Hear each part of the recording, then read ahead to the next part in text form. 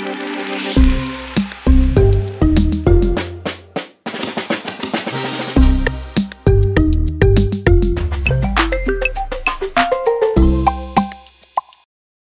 everyone to the CSPC virtual events. My name is Angeli and I'm volunteering in the Events and Workshops Committee. And it's my pleasure today to introduce the panel, Canada Playing Catch Up, Why We Need a Coordinated Approach Towards Open and Reliable Research. Before introducing the moderator of this panel, I would like to do the land acknowledgement from where I am.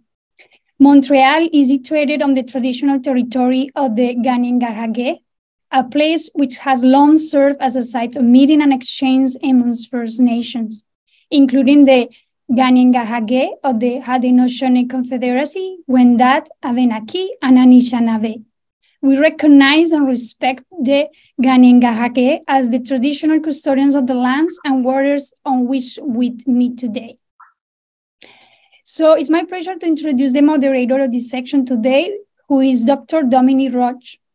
Dr. Roche is a Marie Sklodowska-Curie Global Fellow at Carleton University, Canada, and the University of Neuchâtel, Switzerland. His work in meta-research, which is research on research, examines how open data helps improve transparency, reproducibility, and collaboration in science. He's a co-founder of the 2022 and the 2022 president of the Society for Open, Reliable, and Transparent Ecology and Evolutionary Biology. Welcome, Dr. Dominique Roche. Thanks very much for the introduction, Angeli. And thank you all for joining us today in this webinar. I'm extremely grateful to the CSPC for the opportunity to moderate this panel. So we're joined today by 4 esteemed scientists and policy advisors for what I'm certain is going to be a very lively discussion.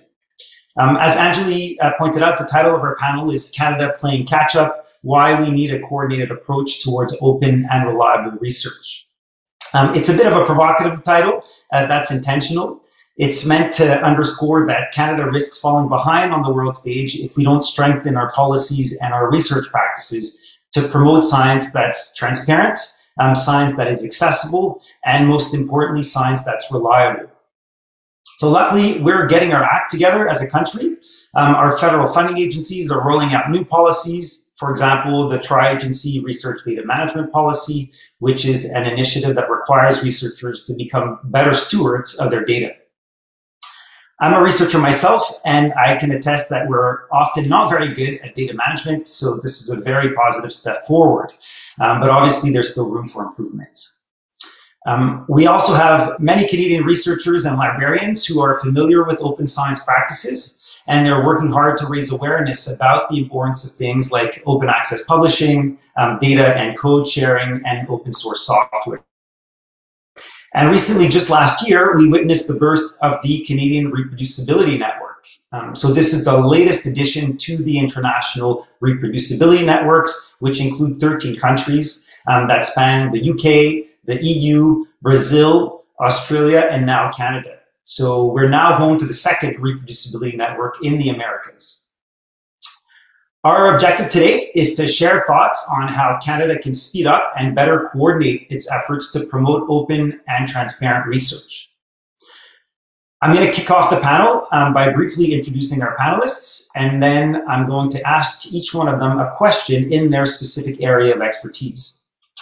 I'll follow up on that with questions for all panelists, and that should bring us to the hour, more or less. And at that point, the CSPC staff will share with you a brief demographic survey via the chat. And then finally, I'll make sure to reserve plenty of time for questions from the audience in the last half hour. So throughout the panel, you're welcome to write down your questions in the Q&A section of the webinar. Please make sure to use the Q&A to ask questions and not the chat. The Q&A allows everyone to upvote questions, and that'll help me prioritize the ones that you want answered first.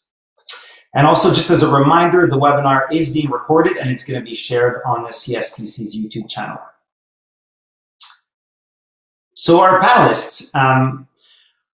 First, we have Dr. Robert Thibault. He's a postdoctoral fellow in the Meta Research Innovation Center at Stanford University.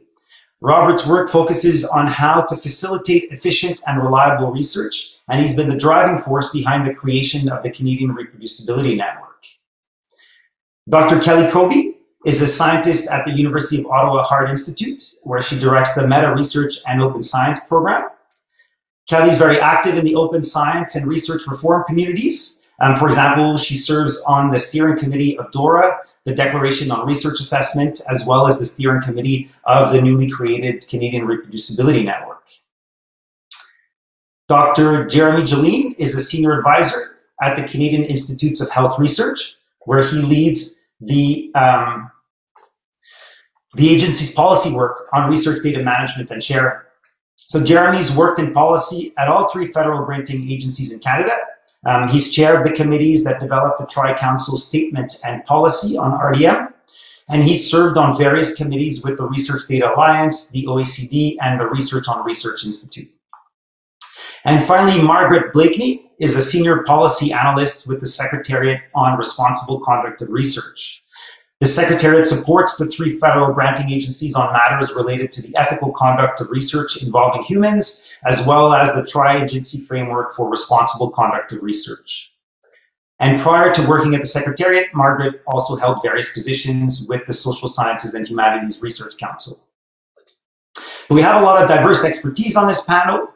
Let's get this conversation started. And my first question is for you, Robert. I've mentioned the Canadian Reproducibility Network a few times now. I wonder if you could tell us more about its mission and how it was created. Thanks, Dom, and thanks for the kind introductions. Happy to talk about the Canadian Reproducibility Network and introduce what we're interested in. So we have a vision that has two aspects. One is to improve the outputs of research, to make research outputs like publications, data sets more trustworthy, reliable, and reproducible. The second aspect is to try to make the research process a healthier process, a more vigorous process, so that people can do the type of research they want to do, and they're not incentivized to do questionable research practices that drive them away from producing the most trustworthy, reproducible findings they can have. Later in the discussion, we'll get more into talk about the reproducibility crisis, but I want to emphasize at this point that it's not a few bad actors. It's the entire system of research, how we're incentivized to do research, the community, the way our culture is designed, that there's just small issues here and there that stack up and then come to an end result where a lot of the research we output is not reproducible. So our vision is to have a system that has trustworthy outputs and a vigorous, healthy research process. Our mission to try to get there, or our purpose, has to do with coordination. There's a lot going on in Canada in terms of open science, in terms of improving our research culture. And there's a lot going on in other countries as well. What we want to do is bring together the different initiatives, unify researchers' voices, and connect with stakeholders like publishers, funders, government, universities, and make it so that we can work together to get where we all want to go.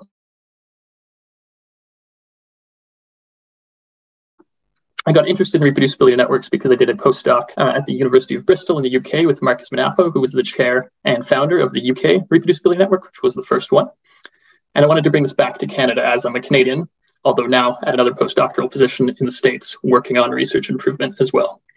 And so I contacted some leaders in Canada like Kelly and David Mower, and we decided to start pushing the Canadian Reproducibility Network to try to emulate what has been done in the UK, getting funding for training around open science, bringing the community together for a coordinated approach. And the last thing I'll say in this introduction is that we need to do more than change our light bulbs. Now, what do I mean by this? If we go back 20 years, when we talk about the climate crisis, we were told we need energy efficient light bulbs. Every individual should change their light bulbs. Now we should all buy electric cars. But if individuals all changed their light bulbs, all bought electric cars, we still have a climate crisis. In the same way, to improve research culture and to improve the trustworthiness of our outputs, if every individual publishes open access, publishes open data, we will still fall short of having the most efficient and trustworthy system that we can have. We need coordination among the different stakeholders and a systemic change towards more open and trustworthy and rigorous practices. We need a shift in the culture of research. Thanks a lot for that overview, Robert. That was great. I want to follow up on that question with one for Kelly.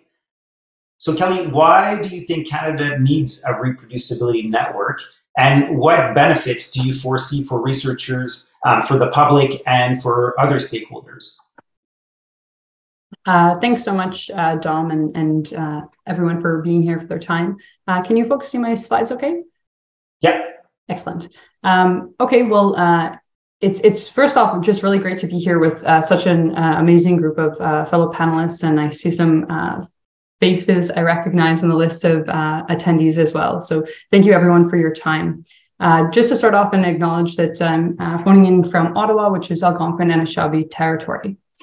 So Robert has kicked us off talking about what a reproducibility network is, and I'm going to move us from that point to talk about some of the benefits, as Dom has just noted. So to do so, I first wanted to just mention, this concept for a Canadian reproducibility network, I think is really exciting. In a way, it's new and it's innovative. In another way, it's not at all, because these networks exist in other places in the world for some years, and they're really forging forward. And I think we want to forge with them rather than follow behind. So it's excited that we've launched this, and hopefully in launching a reproducibility network that allows Canada to maintain a discussion around reproducibility in order to stay abreast with innovation and make sure that we're not falling behind. I think that the reality is, as Robert alluded to, that research waste is the norm in research. So the vast majority of research is conducted in a way that doesn't set it up to be reproducible, to be transparent, and to be rigorous. So this paper from McLeod and colleagues back in 2014 talked about various types of waste across the research life cycle. So everything from the questions we ask, the way we design our studies, the way we manage our studies, and the way we report our studies. There's sort of a science and a rigor behind these things, and it's not taught. These are skills that are typically learned on the job, and there's a lot of inconsistency. So the reality is that much of research that's conducted, some say in biomedicine, upwards to 85% of research is wasted, and wasted research tends to be irreproducible research. I wanted to talk about this paper just briefly to set the tone about reproducibility in terms of just how far behind we are in terms of a science and a practice of reproducibility. We don't even have agreement on language of what actual reproducibility means. So there's the idea of conceptual reproducibility versus a direct replication. And just to make the point that this is not just a sort of semantic discussion, it's very practical things like knowing from a statistical perspective how we assess and determine if a study has been reproduced or not. I think Robert has gotten to the point that, this is a norm, irreproducibility, less rigorous research practices. You don't need to trust just our own opinions. There's been research asking large groups of scientists whether they think there's a reproducibility crisis. This was work by Manya Baker in Nature, and she found that 90% of researchers felt that there was a reproducibility crisis, with 52% saying that the crisis was quite significant. Just one quick Canadian example of the cumulative problem with lack of quality dissemination of research that can lead to irreproducibility.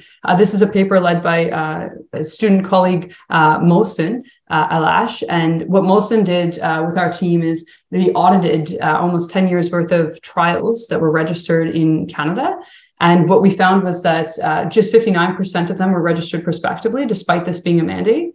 And just 39% reported their results in a trial registry when they were done. Some might say, oh, okay, that's all right, because we have papers of these studies that are being disseminated. But actually, we find that only just over half were actually ever published in an academic journal. So what this means is that in that case, 45% of trials were never disseminated in any way, shape, or form. So this type of reporting bias or selective reporting adds up cumulatively and has really negative consequences for our understanding of what truth is and of reproducibility. And one point that was really interesting was that when we divided the trials that were registered that were conducted just in Canada and compared those to studies that were conducted by Canadian authors with international collaborators, when it was just Canadians doing this work, the results were a magnitude worse. So it seems that when we pair up with our international colleagues, we do a little bit better at reporting, registering, and publishing our results, which I think is a problem and suggests a need for a Canadian-specific dialogue around practices that support rigor and reproducibility.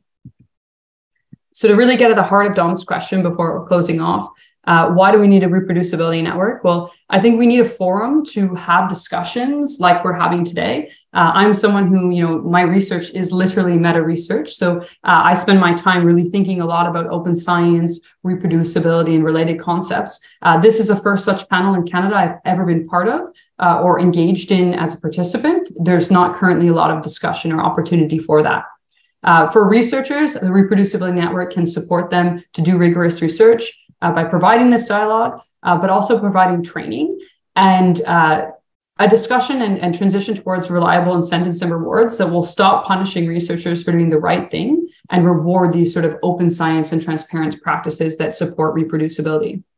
For research institutions and funders, I think, this is such an important discussion to optimize the investments that they're making, whether it's a time investment in terms of training their staff or a fiscal investment. I think that's really clear. Things like the valuation of systematic reviews are pretty negligible in our system right now. So you can get funding to just, address a question without having synthesized the evidence that already exists. And to me, that's a little bizarre. And I think that the Reproducibility Network could help collectively the community decide on a set of rules, communicate these to the community and actually monitor them. Because I think there's a lot of great science policy work going on, but there's a gap between the policies created and their implementation and monitoring. And then finally, the public, which we are all part of, despite our other hats as well. I think a reproducibility network and the discussions it would create would support access to information as well as transparency of information. We don't want our tax dollars going to invisible research that never gets published or gets published selectively and supports the reproducibility. And it's also possible that the current system can lead to harm. So if we only have part of the truths, that's been shown in medicine when trials, for instance, aren't published. And ultimately, I think the benefits of supporting reproducible research and bringing more rigor to the scientific process is that it'll enhance equity and support innovation within Canada and beyond. So I'll stop there and looking forward to discussion. Thank you so much, Kelly. So many excellent points that you've brought up there in that short time. I think some of them hopefully we'll come back to later in the discussion. And I'm sure that it'll also stir some questions from the audience. So thank you for that. My next question is for Jeremy. So we've heard a little bit about the researchers and people involved in meta research, so doing, studying the process of doing research. And now we're going to hear a little bit about our panelists who are involved in the funding agencies in Canada, as well as other organizations that support research. So Jeremy, my question to you is the tri-agencies, including CIHR, where you work, have done a lot recently to support EDI at Canadian research institutions, including through new policies and grant requirements for researchers applying for funding. So I think everyone agrees that promoting EDI in research is extremely important. Is transparency and reproducibility also a priority for funding agencies? And what initiatives exist or what initiatives are being developed in this sense by our funding agencies? Thanks, Dom, and hello, everybody. Like Kelly, I'm coming to you from Ottawa, which is traditional and unceded territory of the Algonquin and Anishinaabe peoples. And I'm very pleased to be with you today to discuss this important topic. Reproducibility is, without a doubt, one of the key drivers and rationale for a number of agency policies. Specifically, the ones I'll speak to right now are the agency research data management policies. So for example, the Tri-Agency Statement of Principles on Digital Data Management and the Tri-Agency Research Data Management Policy. Concerns over reproducibility and replication figured into the motivation for developing and launching both of those policy statements. With respect to the recently launched RDM policy, which was launched about 2 years ago almost. Replication figures in the preamble as one of the goals of the policy under the rubric of supporting research excellence. And some of these side concerns of the reproducibility networks, so for example, efficiency and trustworthiness and so on, also figured into the rationale for those documents. And both of these policy initiatives aim to support all of those goals. With respect to the RDM policy, it was interesting when Robert mentioned kind of a systemic approach. And I think one key feature that we've really tried to pioneer and implement with respect to the RDM policy is kind of addressing different elements of the research system. So for example, the RDM policy has 3 policy requirements. One, directed at institutions, and that's that they have to develop research data management strategies. And the other 2 requirements are focused on researchers, but at different stages of the research process. So for example, the policy has a data management plan requirement, which is, that's an intervention at the application stage. But the policy also has a requirement focused on the output stage, as you might say, which is that researchers need to deposit their data in a digital repository.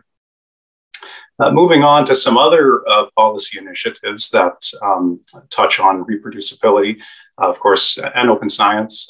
There's the tri-agency open access policy on publications.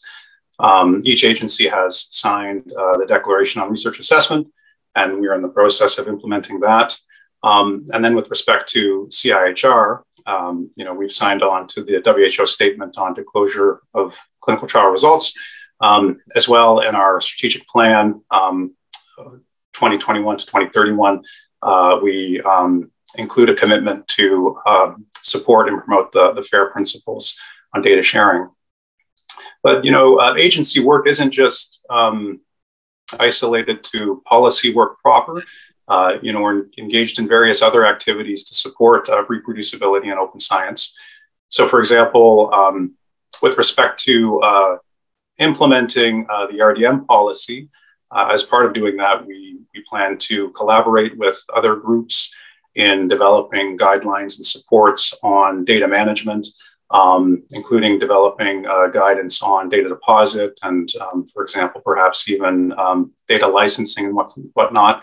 But we're also involved in other activities to support groups in Canada and internationally that are helping to develop tools and guidelines and other efforts to support reproducibility.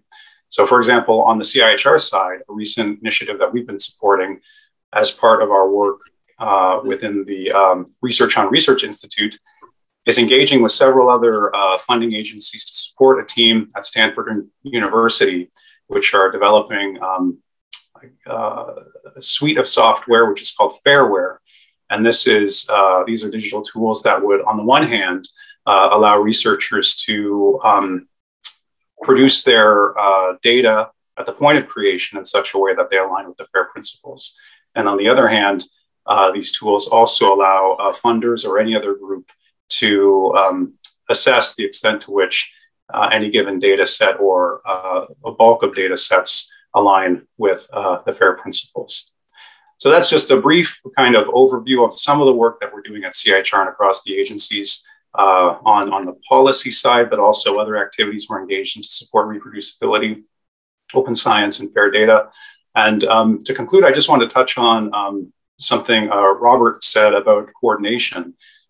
Certainly throughout the development of our research data management policies, engaging and collaborating with stakeholders throughout the research ecosystem has been a key kind of guiding principle for us.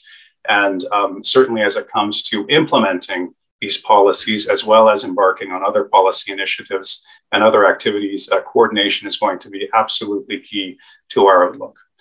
So I look forward to further discussions with Reproducibility Network and the people who are participating today in this call, whether as panelists or as people who are just connecting and asking their questions and so on. Thank you. Thank you very much, Jeremy. It's great to hear you, talk about the importance of coordinating efforts, and again, something that we'll probably come back later on in our conversations. My last question is that's directly for someone is for Margaret. So, Margaret, the Secretariat on Responsible Conduct of Research is obviously a really important player when it comes to promoting rigorous and reproducible research in Canada. But we don't really often hear about it. I've been in research for about over 15 years now, and I have a very keen interest in research integrity. But the first time that I heard about the Secretariat was only 6 months ago. And I was very pleasantly surprised to hear that it existed. So can you tell us more about the role of the Secretariat, who works there, and how your work can help us support rigorous research? Okay, I'm so sorry about that. So yes, the Tri-Agency Framework on Responsible Conduct of Research is one of 2 policies that our Secretariat is responsible for supporting. We are about 8 employees right now, most of whom are CIHR employees, but I'm a SSHRC employee, and we also have an NSERC employee on staff. I may or may not stick to my slides as we go through this, but I thought that in this I would provide you with a link to the framework so that you folks can refer to it later on, and I can make these slides available to you for spreading to the attendees afterwards if you like, Dominique. In my slides, I thought that I'd just go through the basic structure of the RCR framework so that people can understand how it works. It has a scope and objectives. The RCR framework also describes the respective responsibilities of researchers, institutions, and the agencies in promoting the responsible conduct of research. The next section describes what constitutes a breach of those responsibilities. And then finally, the RCR framework has a process that can be followed when there is a concern or an allegation that somebody has not conducted their research responsibly and in accordance with agency policies. So the RCR framework applies not just to agency-funded research, and those of you who are agency-funded probably would have received a notice of award at some point with a little bullet saying that in conducting your research, you should adhere to the Tri-Agency Framework Responsible Conduct of Research, and probably many other things. That notice of award is pretty packed. But the RCR framework is also applicable to any research that is conducted under the auspices of institutions that are eligible to administer agency funds. So that includes in Canada, most universities, a lot of research hospitals, I'd say at this point, most colleges, and a smattering of not-for-profit organizations that have applied for institutional eligibility, as they call it, to administer agency funds. And also the RCR framework is applicable to applications submitted to the agencies. And I can, if there's an opportunity, I can speak more to that later. The objectives of the RCR framework are to ensure that funding decisions are based on accurate and reliable information, to ensure that public funds are used responsibly, to promote and protect the quality, accuracy, and reliability of the research that the agencies fund, to promote fairness, and to promote transparency, particularly in the cases of serious breach. In the section of the RCR framework that sets out responsibilities, many of these are ones that you would expect. Researchers are expected to use accurate referencing, to use appropriate authorship and acknowledgement practices, to appropriately manage their COI. The RCR framework also indicates that researchers are expected, when using agency money to conduct their research, to adhere to all other agency policies that may be in effect. And so that includes financial administration. It includes our policy on research with humans, and it also includes the Tri-Agency Research Data Management Policy, and also the principles that Jeremy set out earlier. I wanted to highlight 2 particular responsibilities in that section that may be particularly applicable to replicability. One is an obligation to exercise scholarly rigor in accordance with the discipline, and the other is to maintain research records in accordance with the practices of the discipline and in accordance with any applicable policies related to data retention. Under the RCR framework, institutions also have a responsibility. Each institution must establish a policy on the responsible conduct of research that is consistent with the requirements of the RCR framework. If an allegation of noncompliance is received, it is institutions that typically take primary responsibility for investigating those allegations in accordance with their RCR policies. And if the allegation that they are investigating involves agency funds, they must submit their investigation reports to the agencies, specifically to our secretariat, so that the agencies can take action if needed. And finally, the RCR framework assigns institutions a responsibility to promote education on and aware of the principles of responsible conduct of research. And the agencies also have a role to play in this policy. We are responsible for assisting researchers and institutions in interpreting and implementing the RCR framework. If we receive allegations of breaches of agency policies, and often we're the first point that people turn to if they have a concern, we receive it and we direct it appropriately.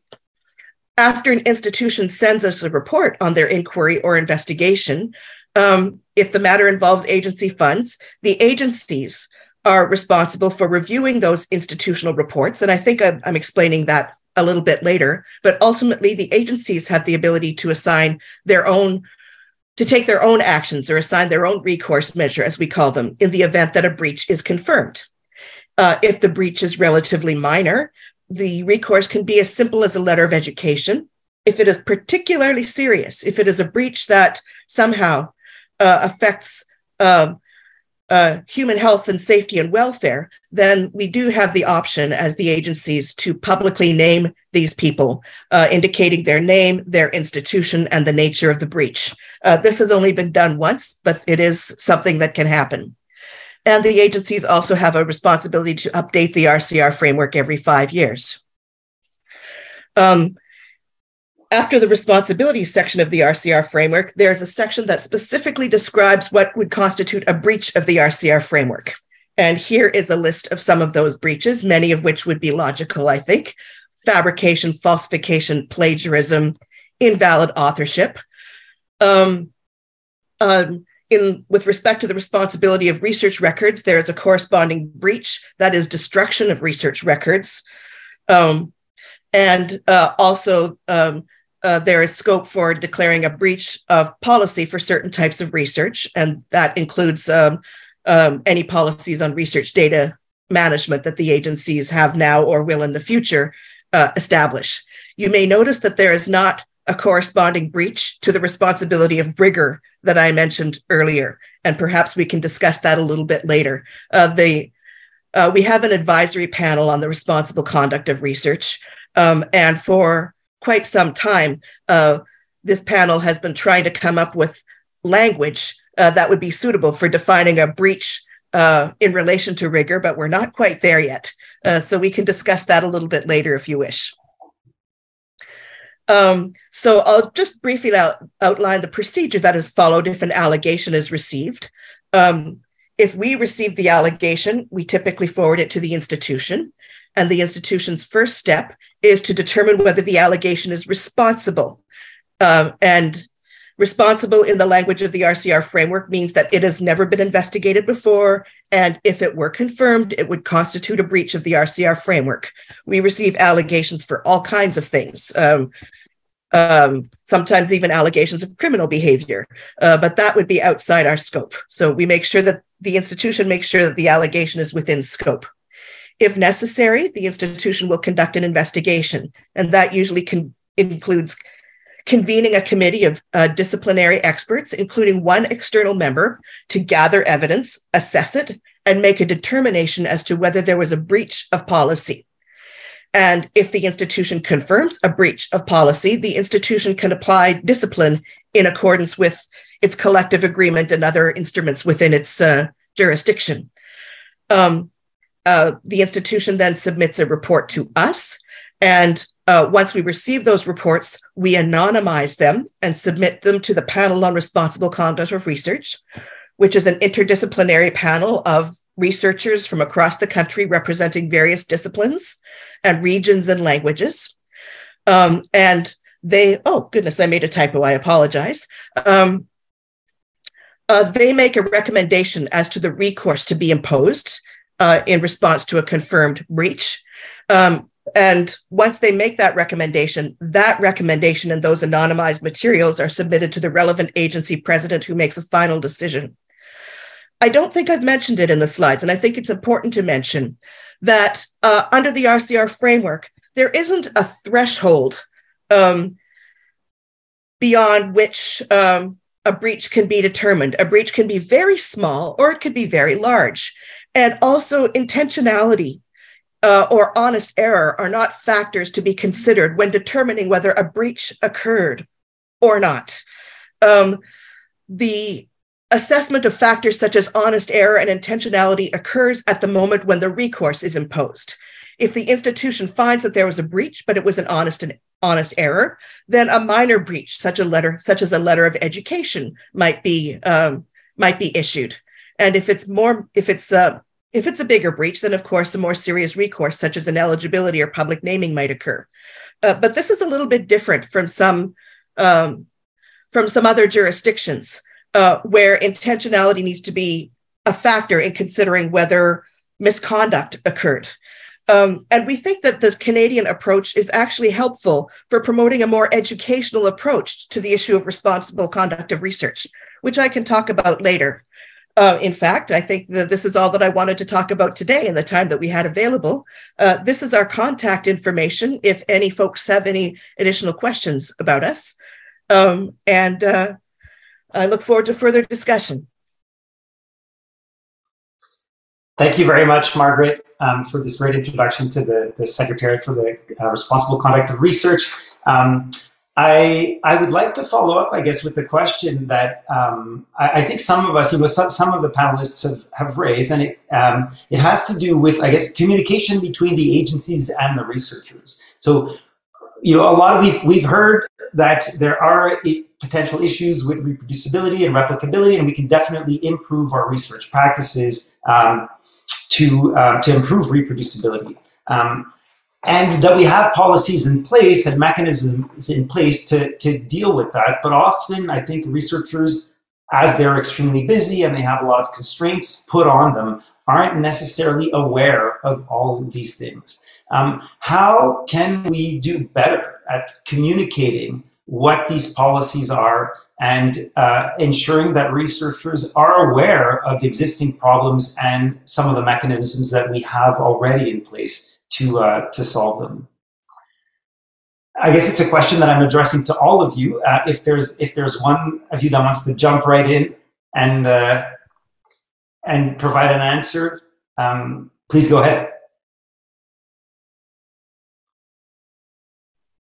Okay, I guess I'll go since my hand is up.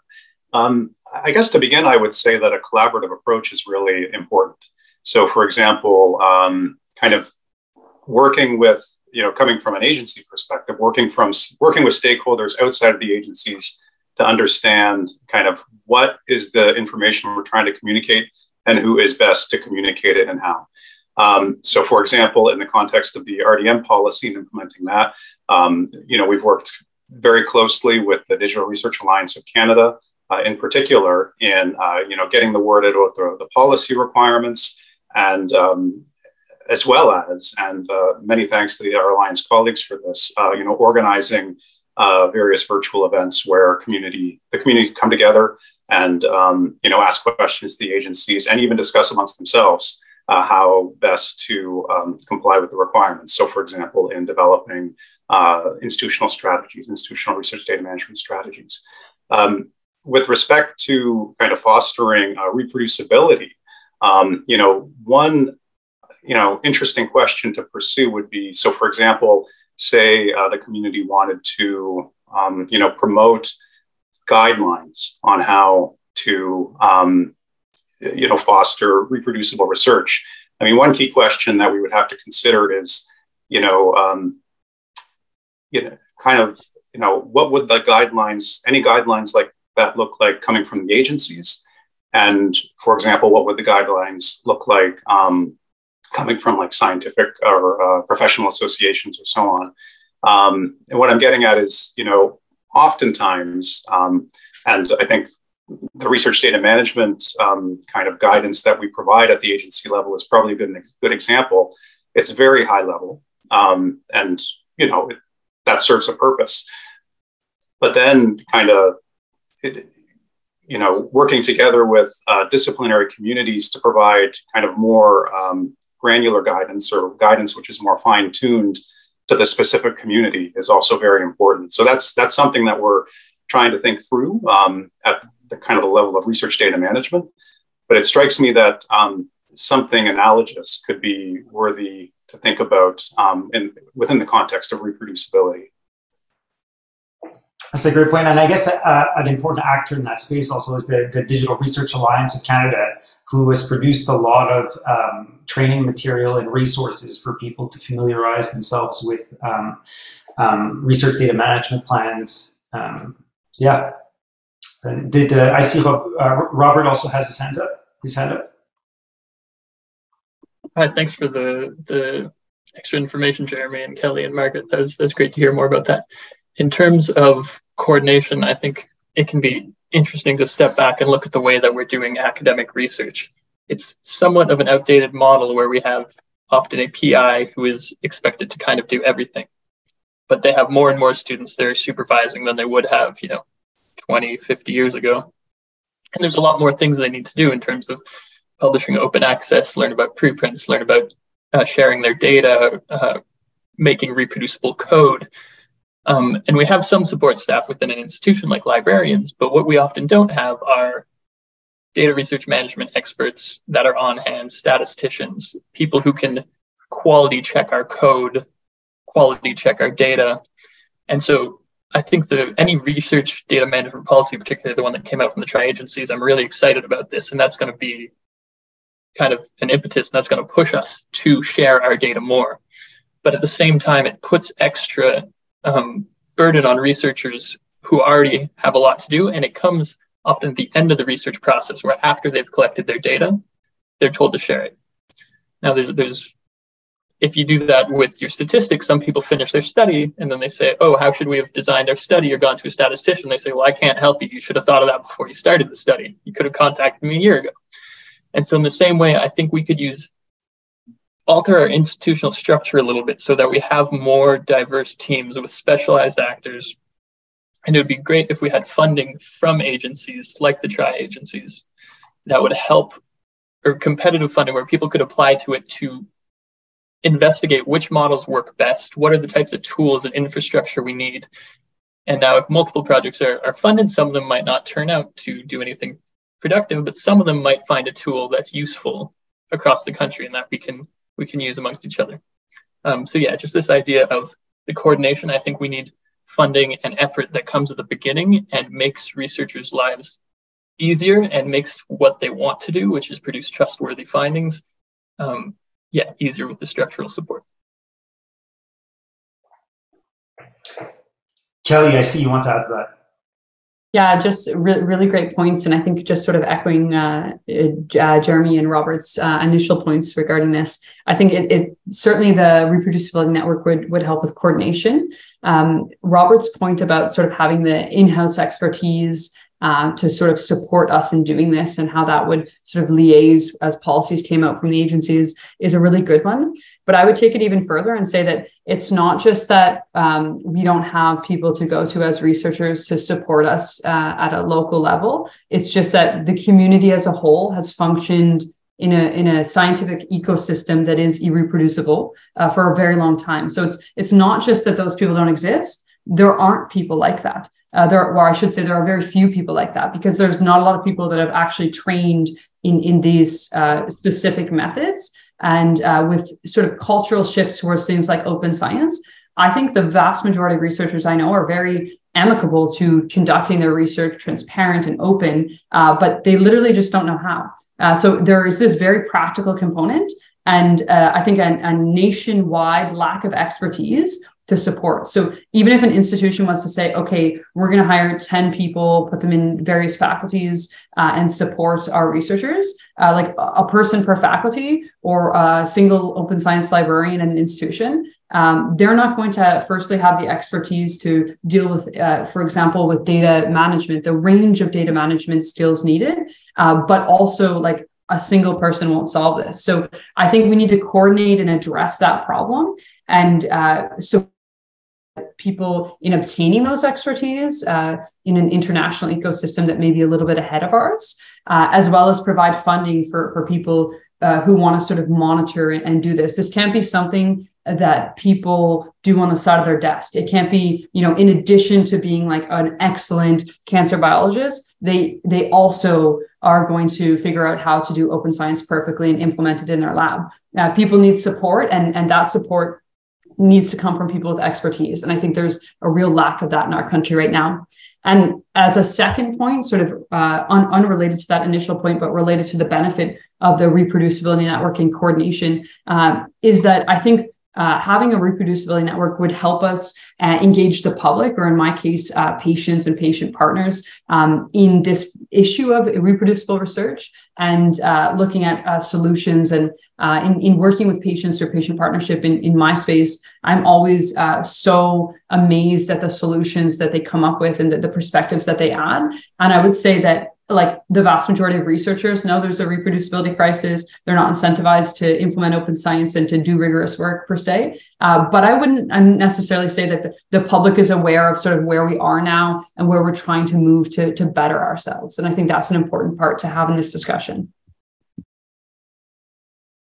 Yeah, excellent points. I have a follow-up question, but I see that Margaret also wants to share some thoughts. I've been going back and forth on whether to chime in or not, because I wear another hat. And I spent part of my time at the Secretariat also on matters relating to TCPS2, or the Tri-Council Policy Statement on Research Involving Humans.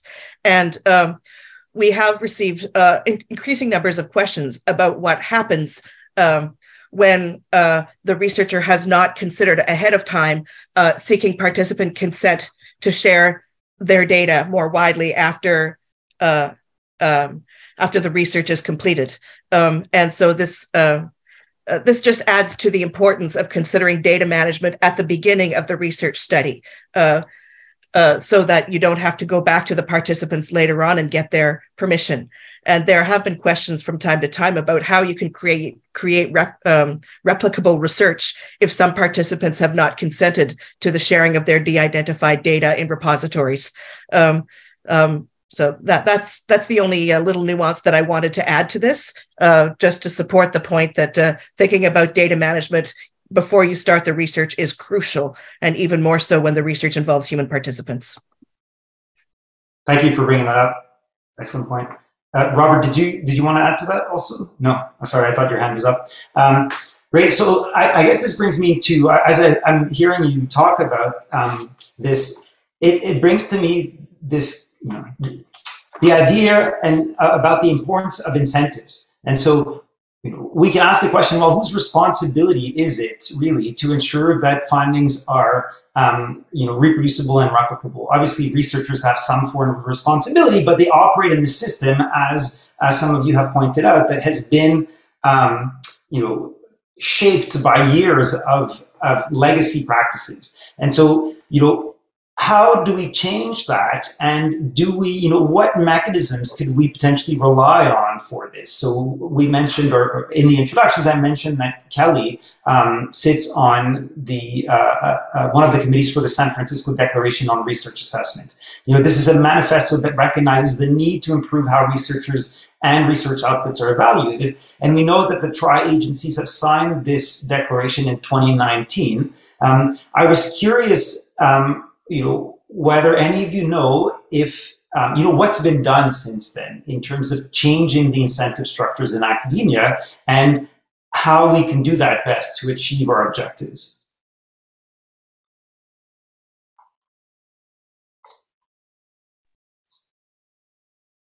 Well, I suppose I could start. I see several people unmuted, so I don't know if I should start, but I guess I will. From the tri-agency side, indeed, we had signed DORA, and we're currently in the process of exploring how to implement it. NSERC, to my understanding, has released some guidelines on the assessment of research and research training. So certainly that's an excellent step. I mean, more broadly, kind of moving even past DORA and thinking about incentives and so on. I mean, there are various kind of angles to approach it from a funder's perspective. One is to certainly consider what kind of expectations and guidance the agencies can provide to peer reviewers. You know, even when research proposals are coming in the door. I believe that DMPs are a key component. Data management plans are a key component. One component for helping to facilitate that change in incentives, or and helping to instill a culture that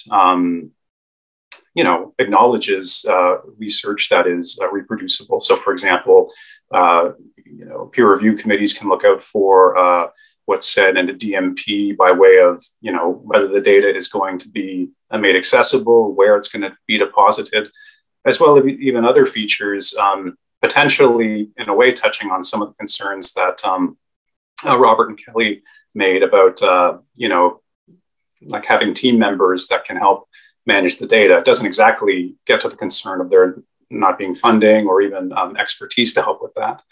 I mean, and another angle to help incentives is, of course, monitoring compliance. At the agencies, we're kind of continually looking into methods for how to monitor, for example, OA publishing practices and research data management and sharing.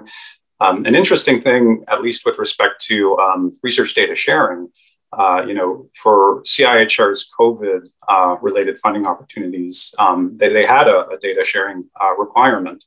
And so my team did look into the degree to which, COVID funding recipients were sharing their data.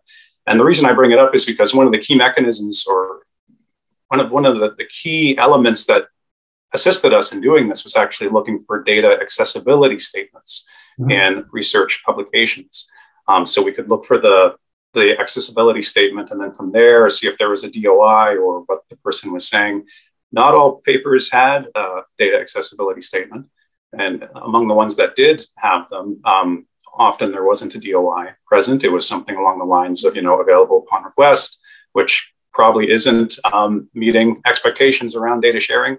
But I bring that up because it's another instance of kind of like systemic change in collaboration, because the agencies don't have any immediate control over whether a journal has a data accessibility statement, but it's an instance where we can work with publishers and other stakeholders to help embed that culture within the research community of having such statements. Thanks for that example. As a quick follow-up before I let Robert jump in. So in the instance where, for example, researchers have an obligation to share data under a certain funding call, so you mentioned COVID-19, and they don't actually comply with that. You gave the example of researchers not providing a DOI or no data availability statement. Do the agencies actually contact the researchers afterwards to notify them of that, or is that not yet happening? In this case, with respect to the CIHR COVID calls, we have not followed up with researchers who, did not share their data.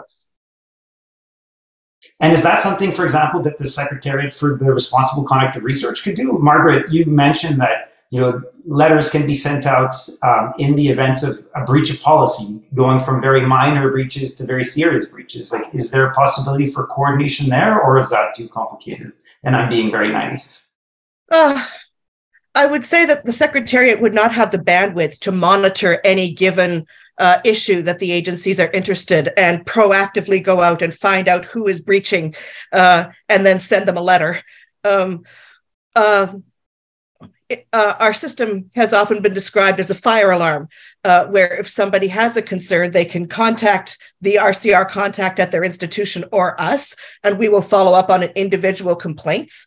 But I would say, and Jeremy, let me know if I'm going astray, that the agencies have minimal capacity for ongoing monitoring of its policies.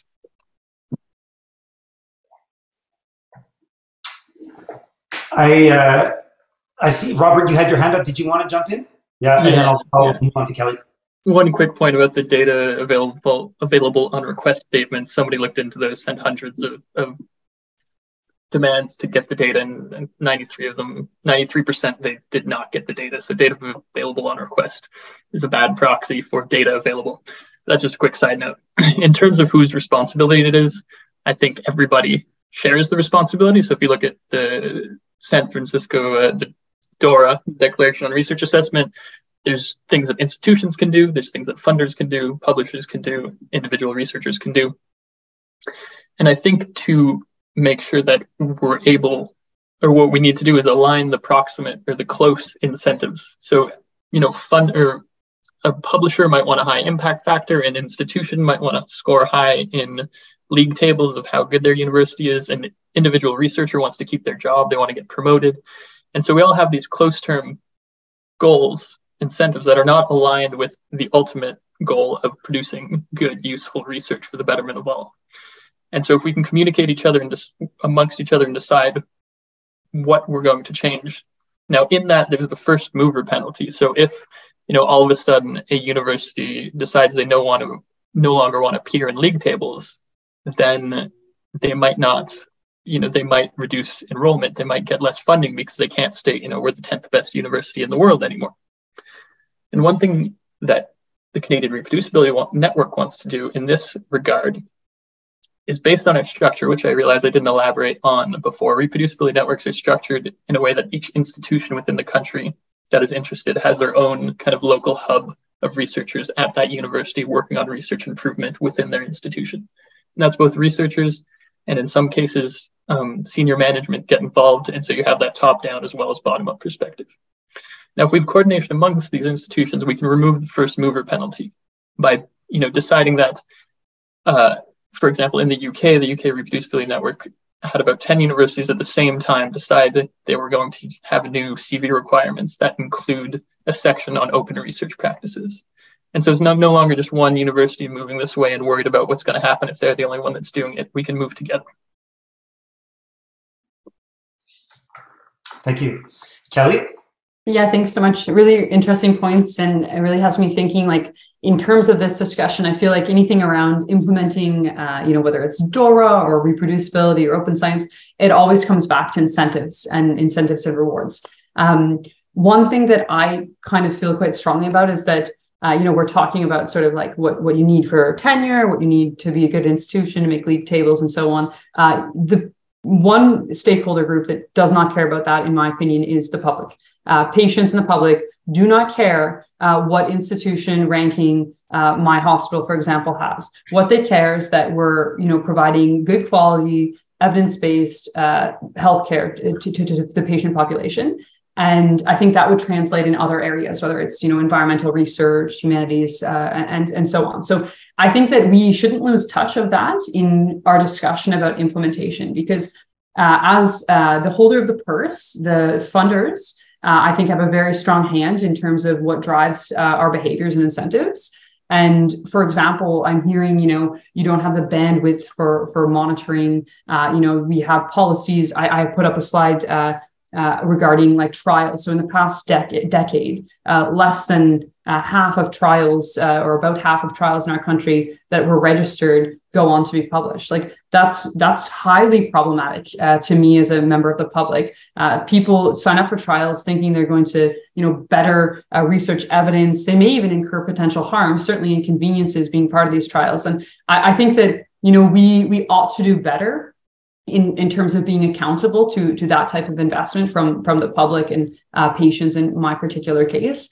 And I very much appreciate individual people in their sort of jobs do not have additional capacity. But I think that as a society, if we engage those groups, maybe we would create force and inertia to create different types of investments in our agencies and in our government to put this sort of emphasis in a different place. And I think also we have to monitor. So, I just mentioned the trial registration reporting. This is for decades. It's not been happening, and there's been no monitoring. Now there's some plan to do a little bit more monitoring, I think there. But what we don't need is like additional policies and no further monitoring. Like we have policies. Some of our policies are excellent. We just don't implement them and monitor them. So when it comes to data management, for instance, I think it's an excellent policy. I am skeptical of our ability to implement it. I'm optimistic, but I'm skeptical given the history of lack of success of other policies. But, I'm there and want to note that one challenge I personally face, and I know maybe others in this space as researchers might have, is when we want to do research in this sort of meta science research on research space or around reproducibility. Firstly, it's very hard to get funding in this country for that type of research.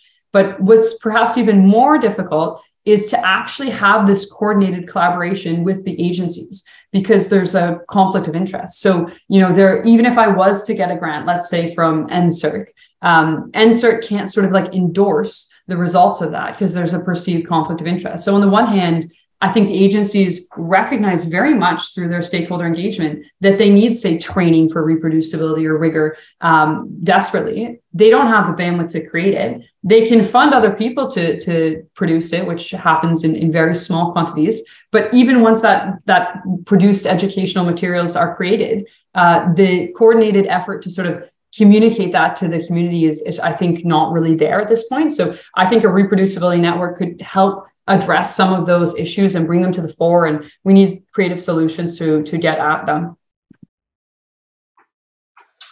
Really excellent point.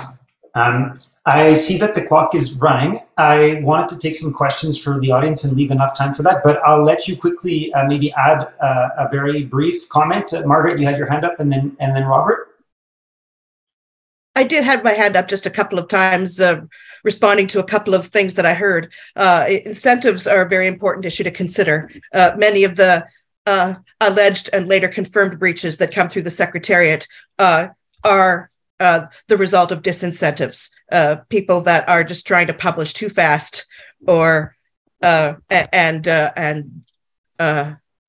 that are trying to publish too fast or achieve things too quickly, and feel that they don't have enough time to present their data properly, or to store or to manage their data properly. And it can result often in not just allegations of lack of rigor, but sometimes fabrication if people are going too quickly because of perverse incentives. So that's one point I wanted to make. And the other, was to say to Kelly that, yes, although I don't have the details, CIHR is working on a mechanism for monitoring clinical trials.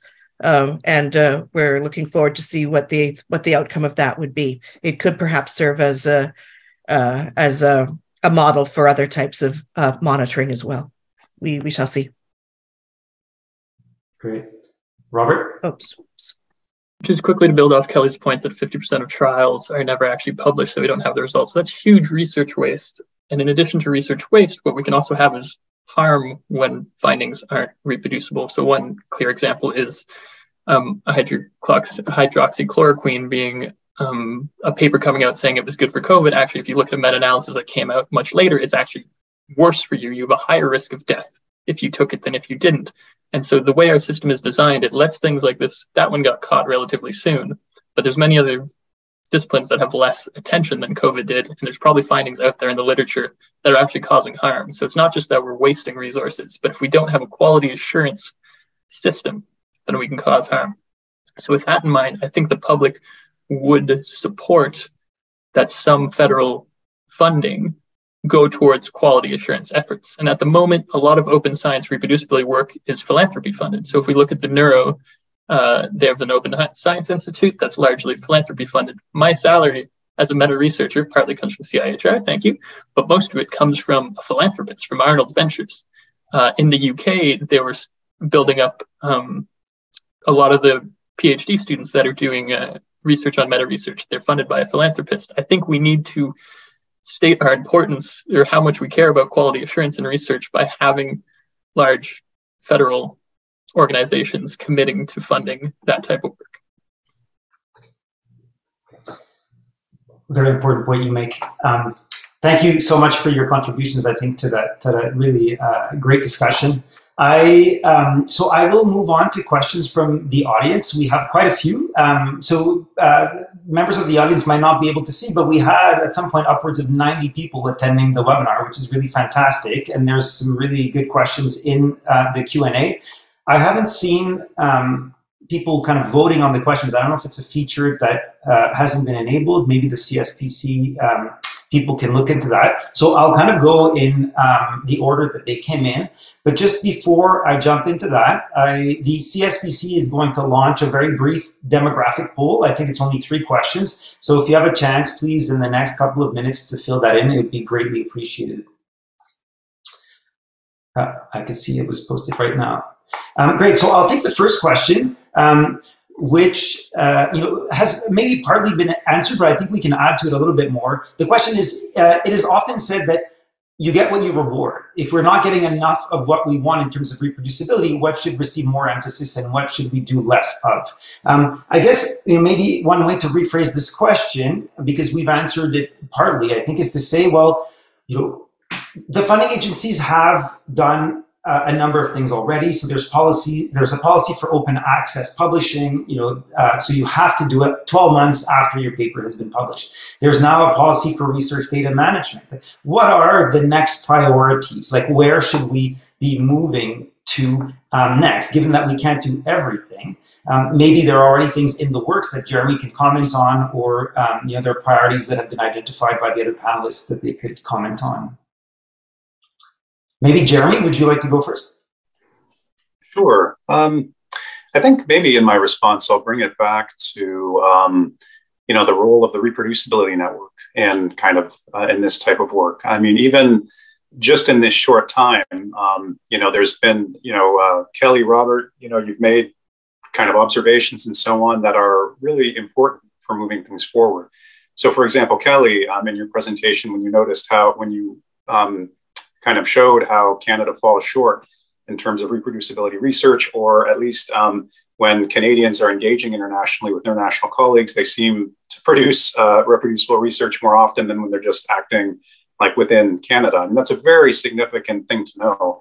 And it's the type of finding that really resonates, I feel, like within Canada, at least at the agencies. Any kind of because we aspire to be kind of international leaders, to be on par with leading funders internationally, and kind of evidence that points to the contrary, as this one seems to do, that we're not kind of living up to our expectations, is really, I find it's really quite powerful as a motivator to kind of get people focused on something, have them recognize something as a problem that needs to be acted on. So that's certainly one instance, in helping to foster, kind of more thinking about reproducibility and what kind of conditions need to be in place for that. And, maybe getting a little bit more to the question about incentives and so on.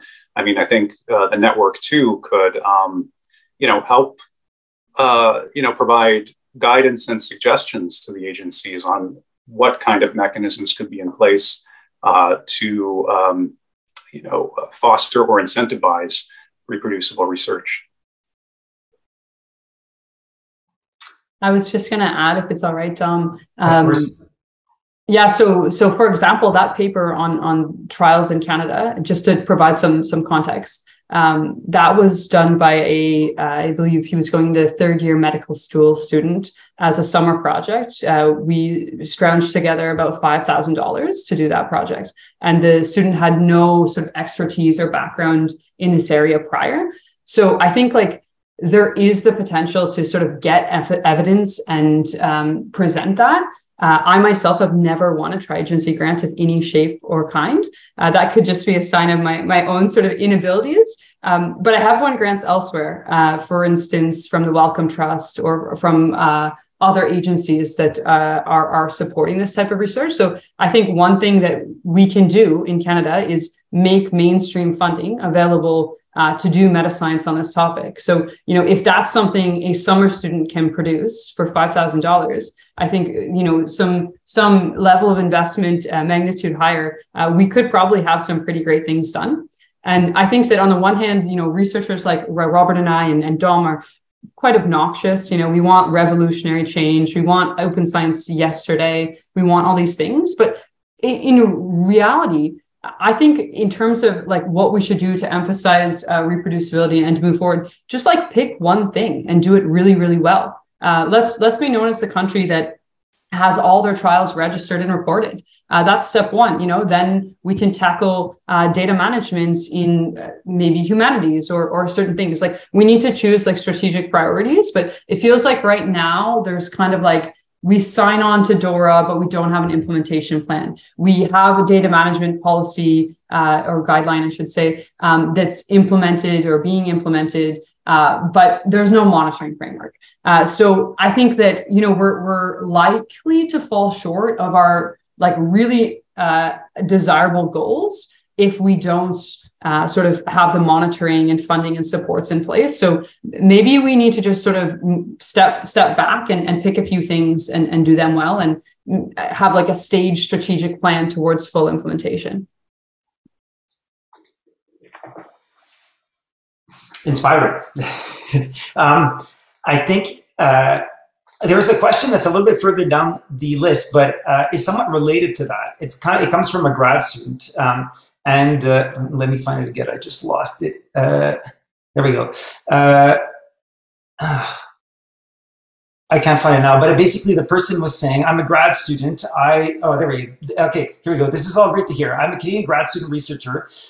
If I have a couple of ideas that I think could help us move forward, based on my experiences and challenges, who could I write to and share with them? So, in other words, we can expand that more broadly as well and say, well, there might be researchers out there in the community that are thinking about these issues and might have mechanisms they could suggest to try and monitor, for example, compliance with policies for really cheap. How do they get in touch with the funding agencies or with the SRCR? Who should they go and talk to?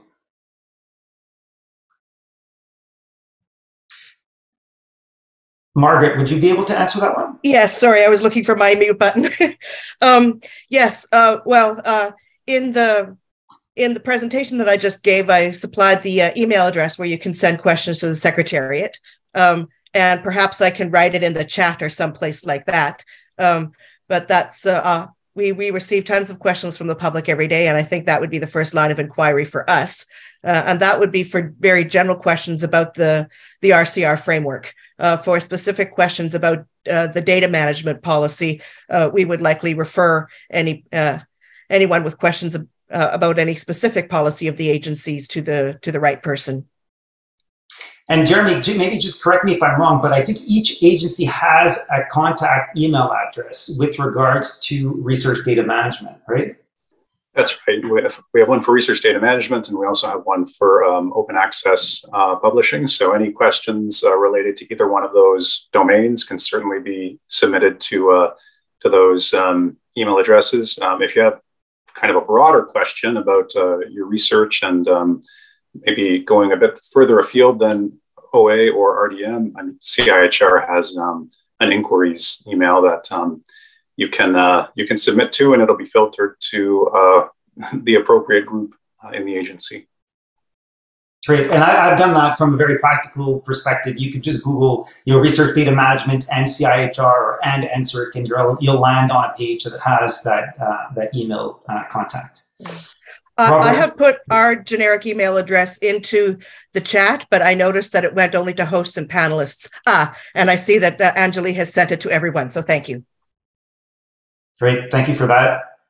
Robert, you want to add something? Yeah, I hope the Canadian Reproducibility Network will become somewhere that people will send questions like this to that they're interested in, because I know the UKRN has done a really good job at connecting people at different universities or even in the same university working on similar things, and helped promote some initiatives towards more open and reproducible research. So I will put our website in the chat box and you can find our contact through there. But already I've found people at the same institution in different departments working on similar things that don't even know each other exist. And so please reach out to us if you want. Great. I mean, I think that also partly answers, but maybe you can add to this another question. Someone asking, are members of the panel interested in discussing further with people already having solutions for open, fair, and reproducible science? I know that I am personally very interested in that. I always love to hear about people with potential solutions and good ideas, and you know, I assume it's the same for the other panelists. You know, their bios are available through the CSPC website, and I'm sure you can find their contact email if it's not already there on their respective website by Googling their names. Otherwise, like we mentioned, you know, there are email addresses for the specific agencies that you can also use. So I'll just move on then to a next question. Could any of the panelists please elaborate on the data management framework and tools in use to date and what's in the pipeline? That might be one for me. I suspect they're referring to the Tri-Agency Research Data Management Policy. So this was launched in March 2021. It includes 3 requirements. One, that institutions eligible to receive agency funds need to develop research data management strategies. The second requirement, which we're just starting to implement, is a data management plan requirement. And this is that grant holders need to submit DMPs as part of their applications. We've just started piloting that, so it's only a few funding opportunities that are subject to that. And then finally, the third requirement is a data deposit requirement.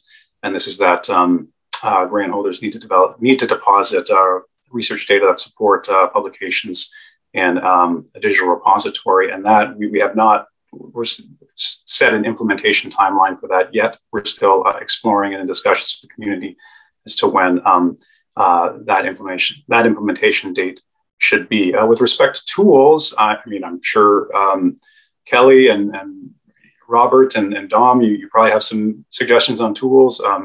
You know, Kelly, I'm quite certain you've done some work on producing tools in the context of you know, the research hospital in Ottawa. Of course, there's the Digital Research Alliance of Canada as well that have tools, and you can also reach out to your institutional librarian and so on to see if they have any guidance and so on with respect to the policy requirements, but also research data management more broadly. I'm just looking right now for the link to the website for the Digital Research Alliance of Canada to put it in the chat. I think they do have fantastic resources in terms of creating research data management plan, but there are also a lot of kind of field-specific papers that had been published actually with kind of the top 10 tips to make your data most reusable. And oftentimes those are interdisciplinary. So there are lots of papers that have been published on that topic. I know that Kelly also has been involved in developing an online course on research data management and sharing. Maybe you want to say a quick word about that, Kelly? Yeah, I definitely can, and I'll pop the link in. So we were funded by Compute Ontario to develop some modules around, I guess, data management and open data. So they're publicly available and I can share. They are like a little bit biomedical, but fairly domain agnostic. So they're fairly broad. There's also just within the Alliance, the inaugural Data Champions grants are ending in sort of April of this year. So those are grants that across the country, folks got to create training and resources to create a network or networks of skilled folks in this space within their particular discipline. So I know some of the outputs of those grants are really starting to come out and become public, and the Alliance will certainly promote those. But I think in terms of folks interested in this space on the horizon, Jeremy mentioned one tool from Stanford, but there are folks that are creating sort of these verify your data tools that are like digital. So that's a way of like checking your data. So not just that it's fair, but that like you've communicated it in a way that makes sense for others to use your data as well. So I think those are something that folks should look out for. And leading into another question that was posted, can we say something about the role of librarians? So Jeremy mentioned that there are resources available within your institution to help you potentially with data management. More and more universities are hiring librarians that are specifically trained in research data management. And so there's a question here by Ernie Boyko who says, I see a lack of data stewardship expertise to work with researchers and specialists that can help plan and implement research studies and manage data. So he gives like statistical expertise, a good example. This work should be funded by the funding agencies. Is that on the horizon? So for example, specifically like RDM librarians, I assume that that's not of the remit of the agencies, Jeremy, but rather, the universities hiring these people to support the research staff. Can you confirm that? It sounds right, but I can't confirm. It's kind of a bit out of my purview when it comes to my work at the agencies. But I guess one thing I would mention in response to that question is I do think that the community has to perhaps think through what is the responsibility of the librarian or whoever is hired to do the research data management stewardship, and what's the responsibility of the researcher.